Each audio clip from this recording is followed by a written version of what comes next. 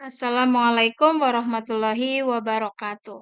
Perkenalkan, saya Dita Oktavia Andriani, calon guru penggerak Angkatan 11 Kabupaten Kebumen. Kali ini saya akan menyampaikan koneksi antar materi modul 2.3 tentang coaching untuk supervisi akademik.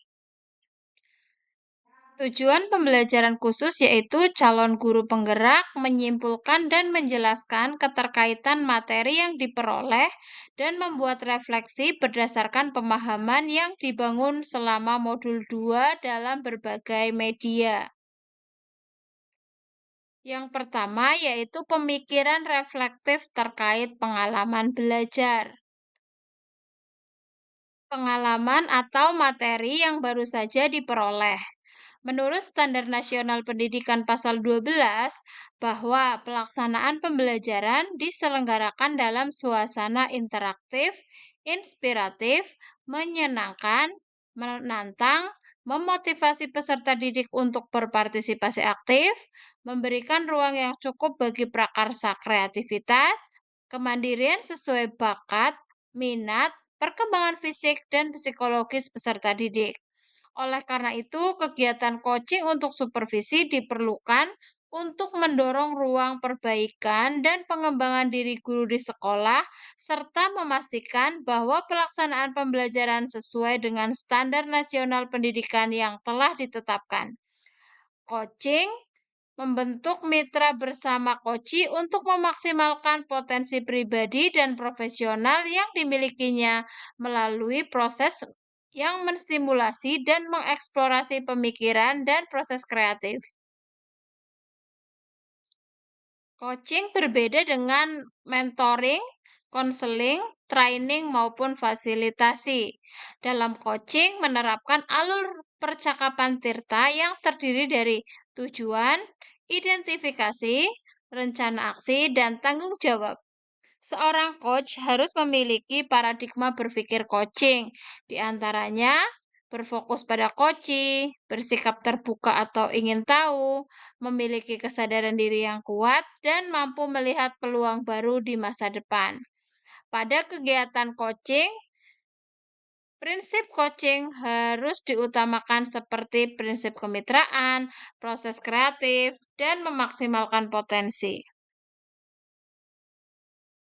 Emosi yang terkait dengan pengalaman belajar. Yang pertama, cemas. Saat awal mempelajari modul 2.3, saya merasa cemas, tidak dapat memahami materi tentang coaching untuk supervisi akademik, karena pembelajaran tentang coaching baru pertama kali saya terima.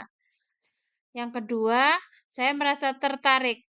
Meskipun awalnya saya merasa cemas, namun sebenarnya di dalam hati saya ada ketertarikan untuk mempelajari materi coaching, karena ini adalah ilmu dan pengalaman baru bagi diri saya.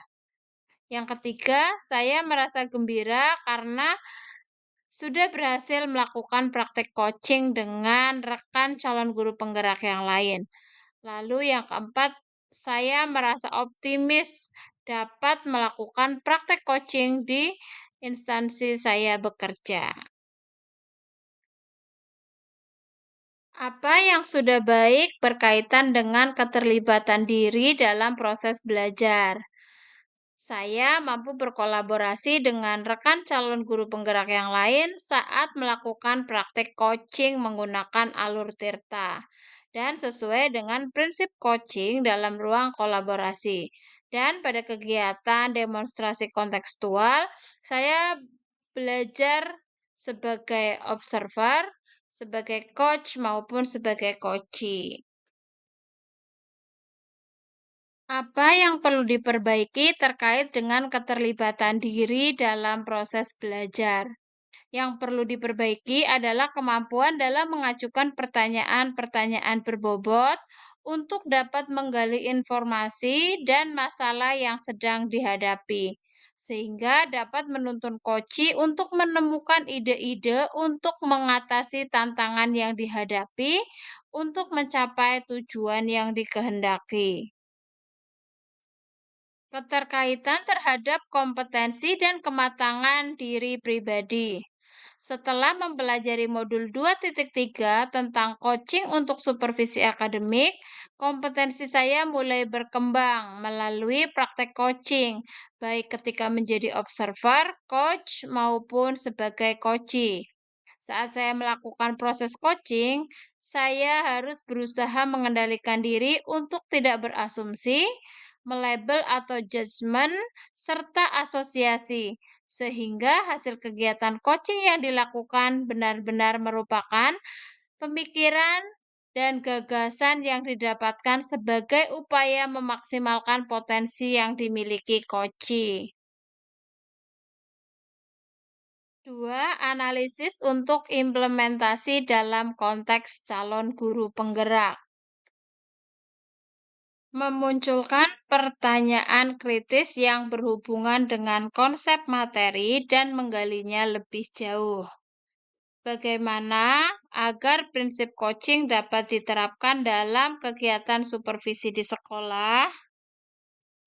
Prinsip coaching dapat diterapkan jika kepala sekolah dan guru memiliki pengetahuan tentang coaching dalam supervisi akademik, sehingga kegiatan supervisi bukan hanya semata-mata sebagai penilaian guru saja, namun kegiatan coaching juga dilaksanakan sebagai upaya memaksimalkan potensi pribadi dan profesional untuk mendorong ruang perbaikan dan pengembangan diri guru. Dengan kegiatan coaching, sebagai kepala sekolah dapat memastikan pembelajaran diselenggarakan di sekolah dalam suasana interaktif, inspiratif, menyenangkan, menantang, memotivasi peserta didik untuk berpartisipasi aktif, memberikan ruang bagi prakarsa kreativitas, kemandirian sesuai bakat, minat, perkembangan fisik, dan psikologis peserta didik. Mengolah materi yang dipelajari dengan pemikiran pribadi sehingga menggali wawasan baru. Coaching untuk supervisi akademik dapat berpengaruh dalam terwujudnya pembelajaran yang berpihak pada murid. Hal itu dapat terwujud jika guru memiliki kompetensi sebagai pemimpin pembelajaran. Sebagai pemimpin pembelajaran, seorang guru harus dapat mengolah materi yang disampaikan dengan pemikiran sehingga tergali wawasan baru. Kegiatan coaching yang dilakukan adalah suatu kegiatan yang dapat mengubah paradigma berpikir sehingga dapat menggali wawasan baru. Menganalisis tantangan yang sesuai dengan konteks asal calon guru penggerak, baik di tingkat sekolah maupun daerah. Tantangan terberat adalah bagaimana merubah paradigma tentang kegiatan coaching untuk supervisi akademik yang selama ini sebatas sebagai kegiatan penilaian untuk guru.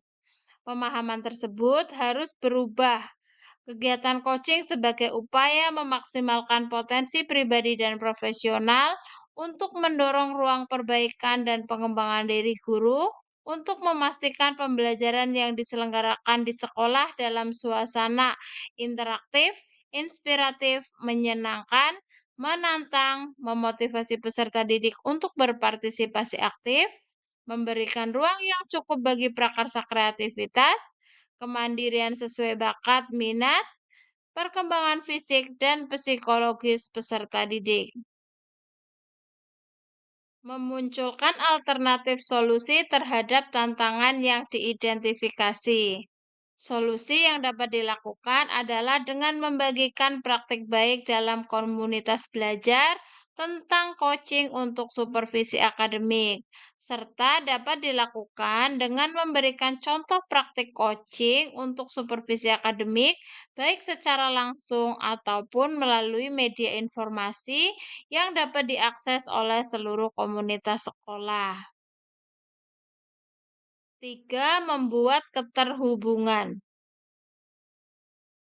Pengalaman masa lalu. Setiap semester, saya selalu disupervisi oleh kepala sekolah. Namun, kegiatan yang dilakukan sebatas sebagai penilaian yang dilakukan kepala sekolah kepada guru. Supervisi yang dilakukan adalah melakukan penilaian kegiatan belajar mengajar dan tanpa melakukan coaching baik praobservasi maupun pasca observasi. Penerapan di masa mendatang. Penerapan kegiatan supervisi untuk kedepannya harus dijadikan sebagai salah satu bagian dalam peningkatan kompetensi guru dalam bidang akademik dengan menggunakan prinsip coaching, yaitu kemitraan, proses kreatif, dan memaksimalkan potensi, serta dilaksanakan dengan paradigma berpikir coaching, yaitu berfokus pada koci, bersikap terbuka, memiliki kesadaran diri yang kuat, serta mampu melihat peluang baru di masa depan. Konsep atau praktik baik yang dilakukan. Modul 2.1. Dalam pembelajaran berdiferensiasi, guru memenuhi kebutuhan belajar murid dengan tujuan untuk memaksimalkan potensi murid.